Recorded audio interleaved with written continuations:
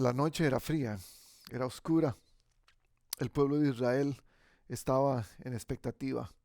No sabían qué iba a pasar porque en las semanas pasadas lo que había ocurrido no era nada bonito, ni para ellos, ni para el pueblo donde vivían, ni para el país donde eran cautivos, Egipto.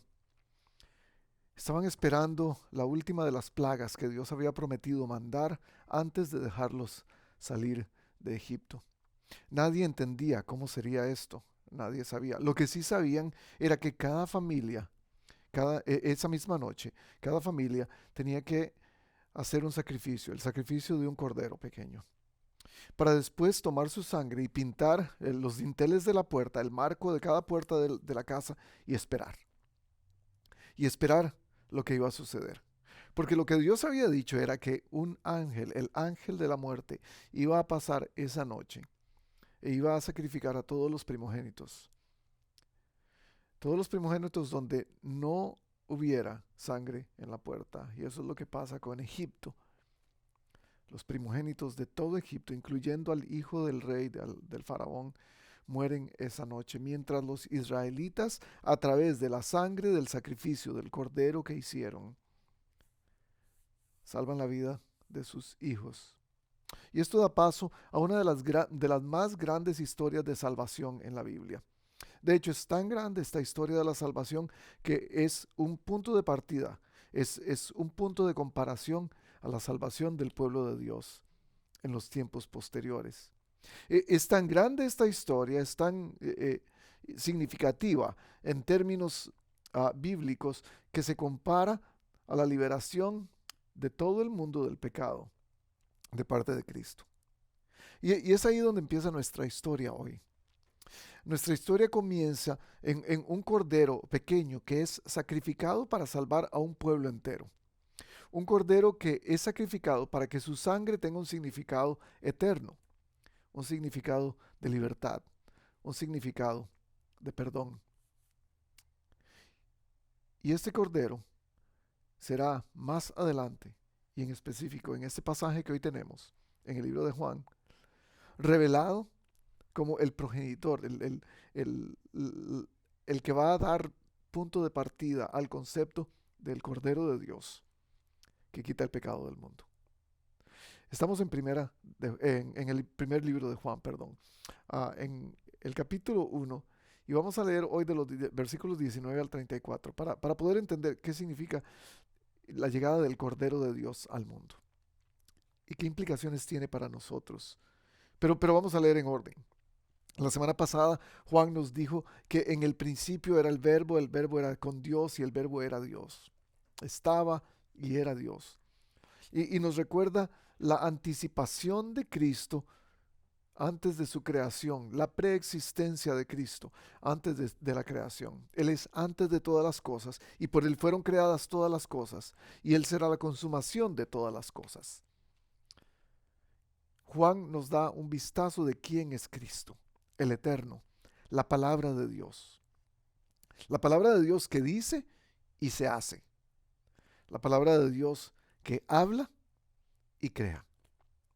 Y hoy Juan nos va a meter un poco más en, en la dinámica de cómo nosotros podemos ser parte de la vida y la luz que trae la palabra de Dios, el Verbo encarnado. Cristo Jesús, el Mesías esperado. Recordemos algo, por 400 años el pueblo de Israel no ha visto, no ha tenido experiencia, no ha escuchado la palabra de Dios. Y es ahí cuando nace Jesús. Casualmente acabamos de pasar por esa historia porque acabamos de terminar la celebración de Navidad, Adviento y Navidad. Y muy convenientemente empezamos a estudiar el libro de Juan, que nos dice que en el principio fue el verbo que existía antes de todo, el verbo que creó todo.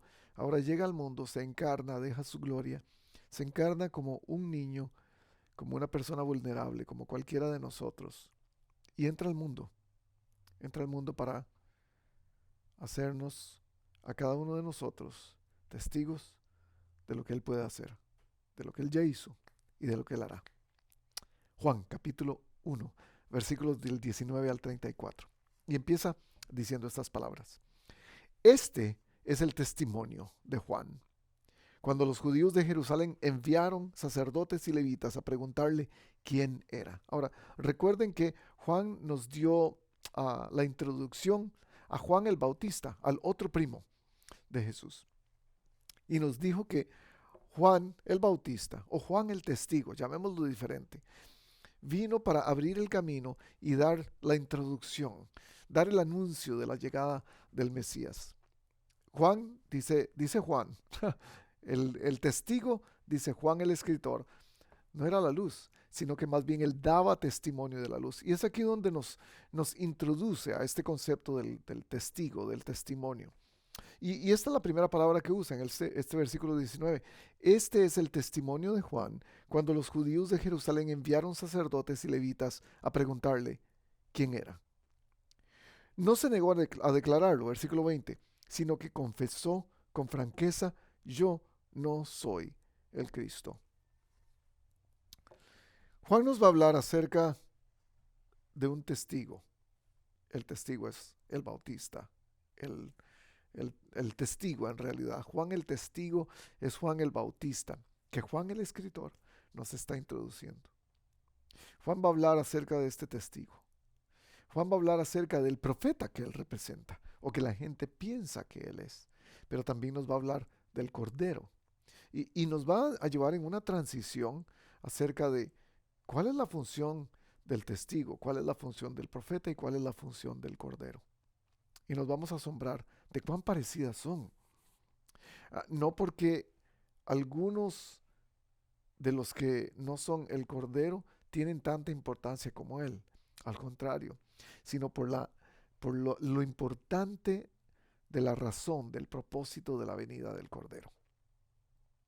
Este es el testimonio de Juan. Hablemos un poco del testimonio, si están de acuerdo conmigo. Tomen sus notas. Hoy vamos a empezar a escribir temprano. De hecho, bienvenidos. Gracias por estar con nosotros. Todos los que nos ven en diferentes países de Latinoamérica, es un placer entrar a sus casas. De verdad me siento honrado de estar en sus pantallas hoy. En especial, mi gente querida en Los Barriles, Baja California, en México. Estuve con ellos la semana pasada y fue un honor estar por allá. Ya los extraño, ya casi estamos por allá de nuevo. Estamos ya preparando nuestra próxima vez para estar con ustedes. Juan capítulo 1 y acabamos de leer los versículos 19 y 20. Hablemos del testimonio. Primera nota en sus notas, en sus papelitos. Solo es válido el testimonio si el testigo es confiable. ¿Qué quiere decir esto? Acabamos de leer en los versículos 19 y 20 que el testimonio de Juan fue dado a los judíos enviados desde Jerusalén. Esta gente eran sacerdotes y levitas, gentes que entendían la Biblia, gente que estaba acostumbrada a llevar a cabo sacrificios. Todo el sistema sacrificial pasaba por las manos de los sacerdotes y los levitas en turnos. Los levitas estaban todo el tiempo en el templo, ministrando al Señor con música, con canciones, con alabanzas. Los sacerdotes eran los encargados de de poner los sacrificios, de organizar a la gente para que ellos pudieran dar sus sacrificios de diferentes niveles, y especialmente el sacrificio una vez al año para perdón del pecado de todo el pueblo. Pero entonces le preguntan, ¿quién eres? Y él les dice, yo no soy el Cristo. Y les revela su identidad. Pero me gusta en el versículo 20 que dice, no se negó a declararlo, sino que confesó con franqueza. Y eso me hace pensar en varias cosas. Porque nosotros recibimos información de muchas personas que queremos testificar muchas veces. La vida funciona a base de comunicación. Nos comunicamos en casa, nos comunicamos en el trabajo, nos comunicamos para comprar cosas, para adquirir cosas, para vender cosas. Nos comunicamos para decir lo que necesitamos y para escuchar lo que otras personas necesitan de nosotros. Ahora, esta comunicación puede tener varias vías, puede tener varios sentidos, porque la recibimos de parte de muchas personas y la damos a muchas personas. Entonces, si esta comunicación viene de alguien que entendemos, no sabe manejar bien la comunicación, alguien Eh, Usted ha oído la frase, le entra por un oído y le sale por otro. Este tipo de persona de la que estoy hablando es la que le entra por un oído y le sale por la boca la información. Es la gente que consideramos chismosos, la gente que no sabe manejar información muy sabiamente, la gente que repite lo que escucha y le pone un poco más o le quita un poco más para beneficio propio. Esto hace mucho daño. Pero si es el chismoso del barrio o el chismoso de la iglesia o el chismoso del grupo, ya sabemos que no podemos esperar la verdad completa. Sabemos que no, que es un testigo que no va a dar la versión completa, porque o le va a poner más o le va a quitar más. Ahora, si recibimos información de alguien que no conocemos, de un extraño completamente, entonces no sabemos qué esperar, no sabemos si la información es correcta o no, porque no conocemos a la persona.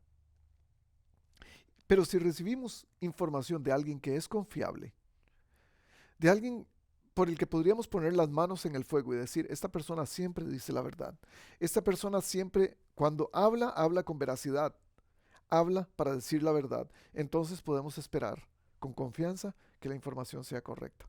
A esto me refiero cuando digo que el testimonio solo es válido si el testigo es confiable. Y va en dos direcciones. Cuando un testigo declara solamente la verdad, decimos que es un buen testigo.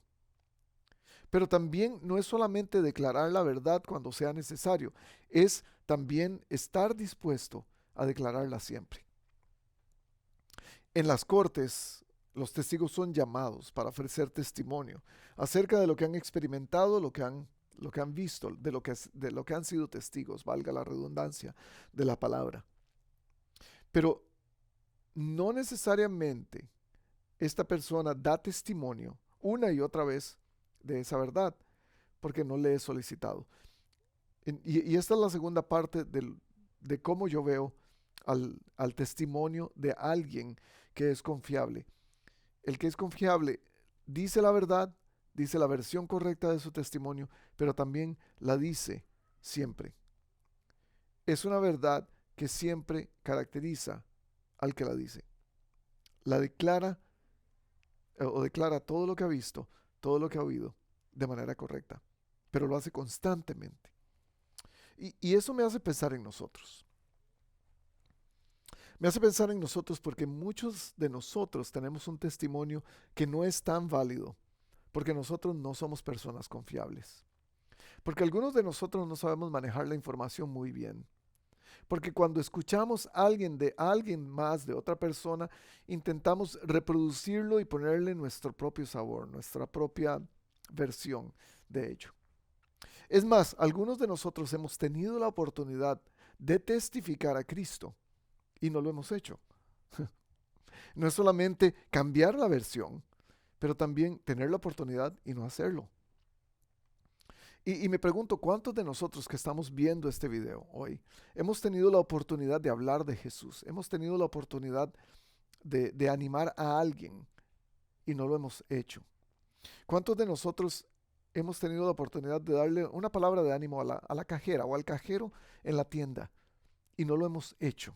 Por vergüenza, hay muchas razones. Vergüenza, falta de tiempo, no era el momento indicado, pensamos nosotros. Pero ¿cuántas veces no hemos ofrecido la verdad, no hemos sido testigos de la verdad delante de nuestros hijos y en lugar de mostrarles a Cristo por la verdad, les hemos dado un regaño? En la manera de responder a una ofensa, hemos sido testigos de Cristo. En la tentación de burlarnos cuando estamos en grupo y burlarnos de alguien, hemos sido testigos de Cristo. Y yo quiero que pensemos muy seriamente en esto, porque la mayoría del tiempo no tomamos en cuenta que todo lo que hagamos, que todo lo que digamos, debería ser para gloria de Dios, dice Pablo en el Nuevo Testamento, que toda nuestra palabra, que todas nuestras acciones den gloria a Dios. Y no sé si todos estamos tan conscientes de que nuestro testimonio debería ser confiable para que nuestras palabras puedan ser creídas. Porque si el testigo no es confiable, su testimonio no es confiable. Si la gente sabe que usted repite todo lo que escucha, todos los chismes que llegan a sus oídos, su testimonio no es confiable. Si la gente sabe que usted va a hablar mal de la otra persona, a la hora de pedir consejo acerca de alguien o de algo, su testimonio no es confiable. Y sería bueno, yo creo, que revisemos todo lo que decimos o lo que no decimos. Que revisemos las intenciones de nuestro corazón a la hora de hablar. Porque cada uno de nosotros somos testigos. Ah, Juan nos está dando la imagen de Juan el Bautista como el testigo que vino a abrir el camino para que Jesús llegara a la tierra. Para nosotros es igual.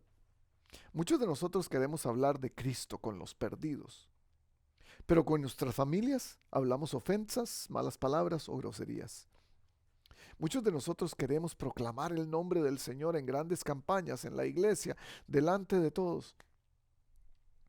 Pero no tenemos la oportunidad de ser testigos de Él cuando estamos en situaciones mucho más diferentes. Cuando estamos en medio de los amigos, cuando estamos en la clase, en el colegio, cuando estamos comprando en la tienda. Seamos honestos, los que, los que decimos seguir a Cristo tenemos las mejores intenciones y queremos ser testigos de Cristo donde sea, como sea. Pero muchas veces nuestro estilo de vida, nuestros hábitos, nuestras maneras de proceder, nuestra cultura, la cultura es como hacemos las cosas de acuerdo a donde vivimos, al lugar donde vivimos. Entonces, en el país donde usted vive, en la ciudad donde usted vive, en el pueblo, en su familia, las cosas se hacen de una manera particular. Muchas veces esas maneras particulares de hacer las cosas, de decir las cosas, de pensar, de ver la vida, la cosmovisión que tengamos, la manera de ver el mundo que tengamos, no nos permite ser testigos de Cristo de la manera correcta. Porque todo eso borra la veracidad del mensaje, borra la importancia del mensaje de Cristo y la gente no lo cree. Si usted no es una persona confiable, el mensaje de Cristo no va a llegar a la gente. ¿Cómo podemos darnos cuenta de que no somos personas confiables? Bueno, haga una evaluación de su propia vida. ¿Cuánto de lo que usted habla con otras personas, cuánto de lo que usted dice, revela la naturaleza de Cristo? Y no revela una naturaleza más de ofensa, una naturaleza de egoísmo, una naturaleza de soy yo primero y no son los demás, una naturaleza de crítica. Seamos honestos, Dios puede usar a cualquiera. A pesar de quién yo soy, a pesar de que no soy un buen testigo muchas veces, a pesar de que no representamos bien a Cristo, Él nos usa. Eso es un principio de la gracia de Dios, que no entendemos. No podemos entender porque nosotros mismos no usaríamos a alguien, no escucharíamos a alguien que está diciendo tonterías y que después quieren venir a predicarnos el Evangelio. ¿No es cierto? Sin embargo, la gracia de Dios permite que cualquiera de nosotros seamos usados. En cualquier situación, en cualquier estado.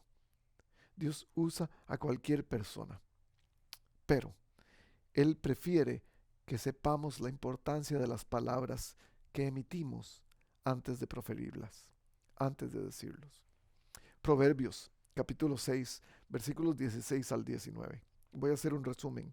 Dice, 6 cosas hay que odia el Señor, y 7 son abominación para Él. Entre ellas, da una lista completa, entre ellas está un testigo falso que dice mentiras.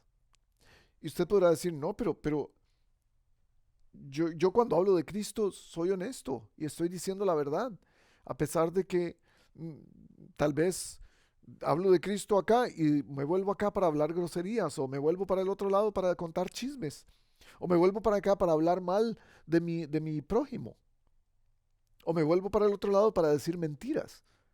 Pero cuando yo hablo de Jesús, yo quiero ser honesto. Esta es la cosa, mi gente. Tu testimonio, mi testimonio, tiene que ser probado. Tiene que haber una prueba de que nosotros somos capaces de decir, de ser testigos de Cristo, no solamente por nuestras palabras, sino por lo que somos. Aunque creamos estar diciendo la verdad, debemos probar de alguna manera que esa verdad nos ha cambiado. Porque si estamos hablando de la verdad transformadora de Cristo en nuestras vidas, si estamos diciendo como Juan de que viene el pastor de las ovejas, el Mesías de Israel, tiene que haber algún cambio. Tiene que haber algo que demuestre que nuestras palabras son ciertas, que nuestra vida tiene una razón para creer lo que estamos diciendo. Tu testimonio tiene que ser probado, pero también tu testimonio tiene que ser constante. No podemos testificar de Cristo si no tenemos la versión oficial. Algunos de nosotros estamos llenos de buenas intenciones y queremos hablar de Cristo y queremos evangelizar, como lo decimos, queremos testificar de Cristo. Y sin embargo no tenemos suficiente capacidad. Algunos de nosotros pensamos, yo no sé mucho de la Biblia, yo no puedo, yo no sé cómo compartir el Evangelio, yo no sé cómo decirle a alguien que Cristo lo ama. Y sin embargo, solamente diciendo esas palabras ya estás siendo testigo del amor de Cristo. Pero tenemos que tener una versión oficial. Es por eso que yo los animo a cada uno de ustedes detrás de la cámara a que encuentren las versiones oficiales dentro de la palabra de Dios. No en el internet. En el internet les van a dar cualquier tipo de versiones. No encuentre la versión oficial de quién es Cristo a través de lo que predica cualquier persona. De hecho, yo siempre he dicho esto. Usted escucha esta predicación y va a tener que pesarla con base en la Biblia. Yo puedo decir muchas cosas, pero la Biblia es la que le va a decir cuánto de sus palabras pueden ser verificadas como verdad. Y algunos de nosotros pensamos, es que no conozco mucho, es que yo no sé mucho de la Biblia. Conozca más. No solo conozca más de Cristo, conozca más a Cristo a través de su palabra. En fin, Juan está siendo investigado por esta gente y le preguntan quién eres. Él cándidamente y honestamente y francamente dice, yo no soy el Cristo. Y entonces nos deja entender que su testimonio es constante, que podemos confiar en el testigo porque él está hablando la verdad. Entonces le preguntan de nuevo en el versículo 21, ¿quién eres entonces? ¿Acaso eres Elías? No lo soy, responde Juan. ¿Eres el profeta? No lo soy. Entonces, ¿quién eres? Muchos de nosotros vamos a ser interrogados de esa manera. ¿Y quién eres para dar este testimonio? ¿Y quién eres para decir lo que estás diciendo? Número 2, en sus notas, tu testimonio revela tu identidad. Ya hablamos mucho de esto en la serie pasada, cuando hablamos de nuestro inmerecido lugar en la mesa de Dios, la identidad que tenemos como hijos de Dios. Pero hay una confusión entre los enviados desde Jerusalén para hablar con Juan. Le preguntan, ok, tú eres Elías, porque te pareces a Elías, te vistes como Elías, hablas como Elías, haces algunas cosas como Elías, pero por el otro lado predicas como el profeta. ¿Cuál profeta? Vamos a hablar un poco de este profeta, porque nos deja, recuerden que nos vamos a acercar a Juan con curiosidad, con imaginación. Vamos a empezar a pensar, ¿de qué profeta están hablando? Deuteronomio 18 tiene la respuesta, porque es aquí donde Juan nos está dando una visión de quién es Cristo y está haciendo una comparación, uniones con el Antiguo Testamento, y las vamos a ver más adelante al ir por todo el libro de Juan, durante todo el libro de Juan vamos a ver estas conexiones con el Antiguo Testamento y especialmente con Moisés. Cuando Dios habla con Moisés y le está dando instrucciones para guiar al pueblo de Israel, en Deuteronomio 18 le dice esto: levantaré entre sus hermanos, entre el pueblo de Israel, un profeta como tú. Dios le habla a Moisés. Creo que leímos esto la semana pasada.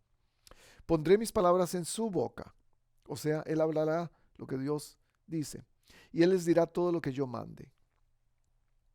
Si alguien no presta oído a las palabras que el profeta proclame en mi nombre, yo mismo les pediré cuentas.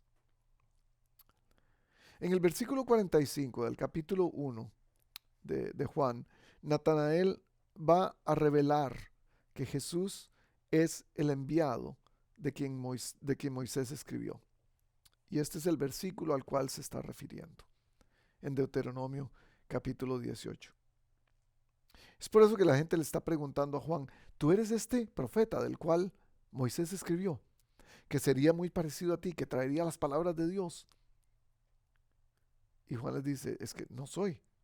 Yo no soy ni Elías ni el profeta. Porque Elías también era profeta. Sin embargo, esa es la distinción que se hace entre los dos. Pero entonces le preguntan esto, ahí mismo en el versículo 22 creo, o 21. Tenemos que llevar una respuesta a los que nos enviaron. ¿Cómo te ves a ti mismo? Y entonces hacen presión. Esa presión externa que nos puede hacer tomar otra identidad. Es esa presión que sentimos cuando venimos a la iglesia y los demás actúan de una manera y nosotros queremos actuar de la misma manera. ¿Usted la ha sentido? Es esa presión que sentimos cuando estamos haciendo cualquier actividad afuera en la sociedad y alguien que pertenece a la iglesia aparece y es la presión que sentimos de sentirnos cristianos, de hacernos pasar como cristianos aunque no estemos haciendo algo muy cristiano. Yo creo que me estoy dando a entender, ¿no es cierto? A todos nos ha pasado en algún momento. Porque es muy fácil ser testigos o parecer testigos entre cristianos. Eso es lo más sencillo. Tomamos la identidad cristiana y la reproducimos cuando es necesario para que la gente vea que hay algo. Pero eso tiene que ver con lo que estábamos hablando antes. La veracidad del testigo define la veracidad del mensaje del testigo. Pero en realidad el testimonio que damos va a revelar nuestra identidad y cómo lo demos también. Y esta presión externa que recibimos muchas veces nos hace cambiar como camaleones el color de piel.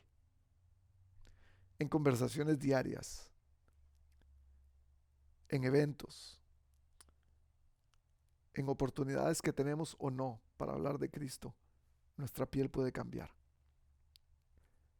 Pero si el mensaje es uno, si estamos conscientes de que tenemos un mensaje que dar, un testimonio que dar, y lo hacemos constantemente, consistentemente, y si ese mensaje está o va de la mano con la vida que vivimos, entonces no va a haber ningún problema. Tenemos una identidad definida. La semana pasada hablamos o pasamos por el versículo 9 de Juan capítulo 1. A todos los que lo recibieron, a los que creen en su nombre, les dio el derecho de ser hijos de Dios. Entonces, cuando nos convertimos en hijos de Dios, ya tenemos una identidad que nos hace pasar por un cambio. Y ese cambio permite que nuestra mente, que nuestro corazón sean transformados o estén siendo transformados de alguna manera que nuestras palabras emitan el testimonio correcto. Pero, pero, eso no es todo. Mateo capítulo 7, de los versículos 21 al 23, nos ponen un pero a todo esto. Escuche, no todo el que me dice, este es Jesús hablando, no todo el que me dice, Señor, Señor, entrará en el reino de los cielos, sino solo el que hace la voluntad de mi Padre que está en el cielo. Esto nos lleva una vez más a no importa cuántas oraciones usted haga, no importa cuántas veces repita el nombre de Dios. Si usted no es verdaderamente hijo de Dios, no puede dar testimonio verdadero del Hijo de Dios. Muchos me dirán en aquel día, dice Jesús, Señor, Señor, profetizamos en tu nombre expulsamos demonios, en tu nombre hicimos muchos milagros. Entonces, dice Jesús, les diré claramente, jamás los conocí, aléjense de mí, hacedores de maldad. Ouch, esto duele. Porque algunos de nosotros pensamos, yo soy cristiano porque voy a la iglesia, porque uso mi Biblia debajo del brazo, siempre tengo un pescadito en mi carro, de hecho uso una pulsera que dice algo de Jesús o tengo una cruz colgando en mi garganta. Y esto nos hace pensar, entonces, ¿quién soy? Nos hace pensar en nuestra identidad. Esa es la pregunta para nosotros hoy, la que esa gente le hizo a Juan y la que el mundo nos hace constantemente. Entonces, ¿quién eres? Oímos tu mensaje, pero queremos saber quién eres. ¿Cuál es tu identidad? Eres hijo porque pareces huérfano, por tu manera de hablar, por tu manera de actuar. Porque nuestras palabras revelan nuestra identidad, porque nuestras acciones revelan nuestra identidad. ¿Cuáles son tus palabras? ¿Cuáles son tus acciones? En el caso de Juan se parecía mucho a Elías, entonces, y al profeta. Por eso le preguntaron, ¿eres alguno de los dos? Y ya veremos más razones de por qué él se parecía más adelante. Pero él sabía quién era. ¿Por qué sabía Juan quién él era? Porque tenía un llamado, porque tenía un propósito, porque tenía una meta definida, lo que hablamos la semana pasada. ¿Tú sabes quién eres? ¿Sabes tu meta? ¿Sabes tu propósito en la vida? ¿Sabes la meta definida por la cual Dios te tiene aquí? De eso va a depender la eficacia de tu testimonio también. Y entonces Juan revela, Juan el Bautista, Juan el testigo revela.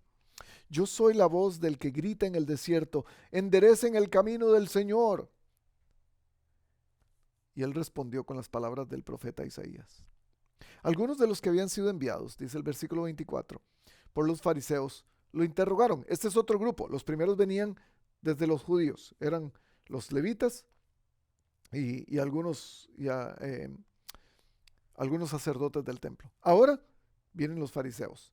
Los fariseos eran un grupo, una secta dentro de los judíos. Creían cosas diferentes al resto de los judíos, pero eran sumamente estrictos por seguir la ley. Y entonces los fariseos lo interrogaron. Una cosa en la que creían los fariseos muy fervientemente era en el bautismo. Y ese es otro tema que no podemos entrar, al cual no podemos entrar aquí de lleno, en cómo creían o cómo se llevaban a cabo los bautismos en Israel en ese tiempo, pero tenemos por lo menos una pequeña idea de cómo se hacía. Y le preguntan, pues si no eres el Cristo, si no eres ni Elías, si no eres el profeta, ¿por qué bautizas? ¿Por qué haces lo que haces? Entonces Juan les responde, yo bautizo con agua, pero entre ustedes hay alguien a quien no conocen y que viene después de mí, al cual yo no soy digno ni siquiera de desatarle la correa de las sandalias. Todo esto sucedió en Betania, al otro lado del río Jordán, donde Juan estaba bautizando. Dicen, Juan declara directamente, yo soy solo una voz que grita en el desierto. Enderezcan el camino del Señor, ábranle camino al Señor. Estoy preparando ese camino. Es entonces, dice el versículo 29, que al día siguiente Juan vio a Jesús que se acercaba a él y dijo, aquí tienen al Cordero de Dios que quita el pecado del mundo. Y hace referencia a la historia de Israel y hace referencia al Cordero de los sacrificios en el templo y hace referencia a muchas otras imágenes que vamos a hablar más adelante. Aquí tienen al Cordero de Dios que quita el pecado del mundo. De este hablaba yo cuando dije, después de mí viene un hombre que es superior a mí. Y recuerde, él ya lo dijo el día anterior, hoy lo está repitiendo. Después de mí viene un hombre que es superior a mí porque existía antes que yo. Y tal vez esas palabras no tienen sentido para su audiencia. ¿De qué estás hablando? Después de mí, más adelante, viene alguien que era antes que yo. Y él está hablando de la preexistencia de Cristo. Yo ni siquiera lo conocía, pero para que él se revelara al pueblo de Israel, vine bautizando con agua. ¿Para qué bautizas? ¿Por qué bautizas? Para que el pueblo lo conozca. Juan declaró, vi al Espíritu descender del cielo como una paloma y permanecer sobre él. Yo mismo no lo conocía, pero el que me envió a bautizar con agua me dijo, aquel sobre quien veas el Espíritu descender y permanecer es el que bautiza con el Espíritu Santo. Yo lo he visto y por eso testifico que este es el Hijo de Dios. La tercera cosa acerca del testimonio es que tiene sentido, solo tiene sentido en un nuevo patrón de vida. Y ese patrón de vida es el bautismo. Jesús acaba de ser bautizado hace algunas semanas por Juan. Ah, para los judíos, el bautismo de Juan no tenía sentido. Porque Juan estaba bautizando para el arrepentimiento. Habían diferentes tipos de bautismos, pero en particular dos dentro del pueblo de Israel. Uno era definido para los gentiles que se querían convertir al judaísmo. Este era un bautismo de paso, para conversión al judaísmo. Era un ritual de paso. El segundo tipo de bautismo era para los judíos. Y no era un bautismo como tal, era más bien un lavamiento, era para la purificación. Un lavamiento con agua, los dos tenían que ver con agua. Pero para los que vinieron a interrogar a Juan, ninguno de esos dos parecía ser el correcto. ¿Por qué estás bautizando? Le preguntan a Juan. Y Juan le responde: para el arrepentimiento, para preparar el camino, para que el corazón de la gente abra una puerta para que Jesús llegue. Y esta es la cosa. Después Juan dice: pero el que viene delante de mí, el que viene después de mí, que existía mucho antes que yo, él va a venir a bautizar con el Espíritu Santo. Y esta es una pregunta teológica que ha existido por miles de años. ¿Qué significa el bautismo con agua y el bautismo del Espíritu? ¿Cuál es la diferencia? Es tan fácil como esto para Juan. Juan está bautizando con agua para que la gente se arrepienta, para que abra una puerta y deje entrar la posibilidad de que el Mesías va a llegar. Para Jesús es el bautismo del Espíritu Santo. Este bautismo conduce al cambio, a la transformación. El agua de Juan produce arrepentimiento. El bautismo del Espíritu Santo de Cristo conduce al cambio. El ritual es solo un símbolo. Es solo un símbolo a través del cual están dando el primer paso. Va a recordarles que decidieron arrepentirse para que al venir el Espíritu Santo les recuerde que hay oportunidad de cambio, para que haya una renovación. Ahora, para nosotros, y vamos a tener bautismos en febrero, y yo espero que algunos de nuestra congregación puedan unirse a esta celebración grande, porque es un testimonio. El bautismo es el testimonio público de lo que Dios ha hecho internamente en nuestras vidas, y queremos que todo el mundo lo sepa. Es un testimonio. Somos testigos bautizándonos. Todo esto está correlacionado. El significado del bautismo es muy sencillo. Somos sepultados en el agua con Cristo para morir con Él, sepultados en su muerte, y somos levantados del agua para resucitar con Él. Es muy fácil. Es solamente un ritual que simboliza algo. Y los símbolos participan en la importancia de lo que representan.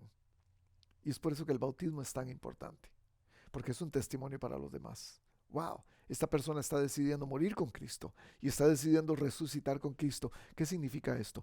Primera de Pedro 3:21 nos dice: el bautismo no consiste en la limpieza del cuerpo, sino en el compromiso, palabra clave, de tener una buena conciencia delante de Dios. Esta salvación es posible por la resurrección de Jesucristo. Entonces, ¿qué quiere decir? ¿Cómo se come esto del bautismo? ¿Qué significa? El bautismo es tan sencillo como esto, es un patrón de vida.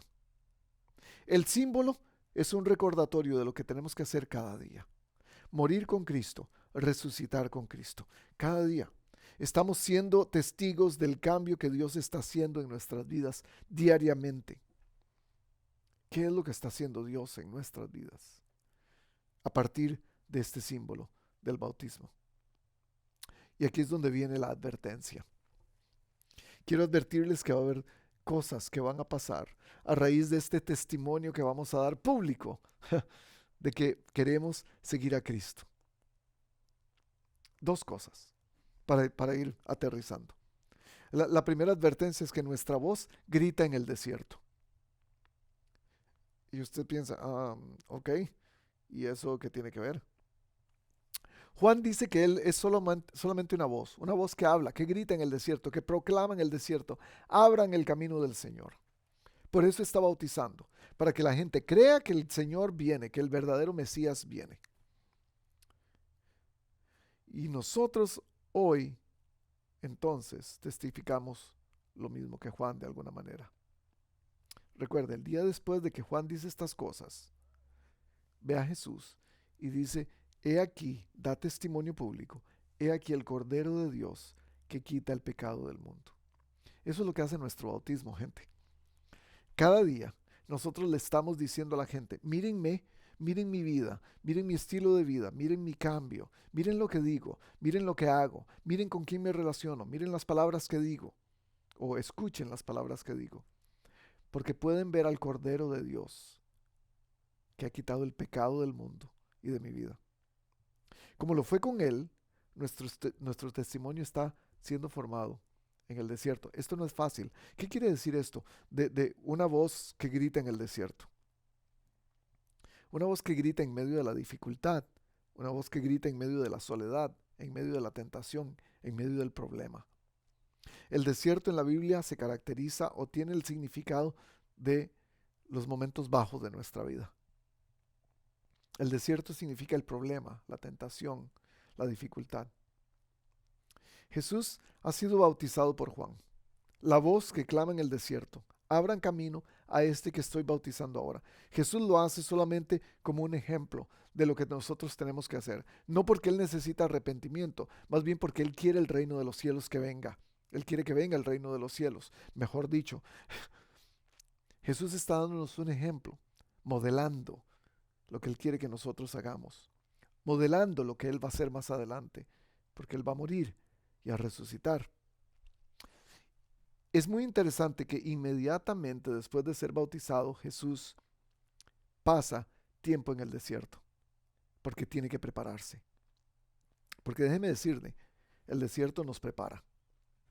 El desierto prepara al testigo de una manera que no podemos entender. El bautismo de Jesús solo toma sentido en el desierto, porque es ahí donde lo va a vivir, donde lo va a expresar, donde verdaderamente va a tomar sentido su bautismo. Es en nuestro desierto, en los problemas de cada día, en las situaciones con las que lidiamos en casa, en el trabajo, en la tienda, en nuestros problemas grandes, en nuestros problemas pequeños, en nuestros problemas legales, en nuestros problemas de relaciones. Es en las tentaciones que vivimos cada día, en los errores que cometemos. Es en esos momentos bajos de la vida donde vamos a experimentar nuestro bautismo de manera más profunda. Y si hay algo que caracteriza a cualquier testigo de Dios, es la dificultad. Si no, pregúntele a Juan el Bautista. Él es formado en el desierto fue donde fue formado.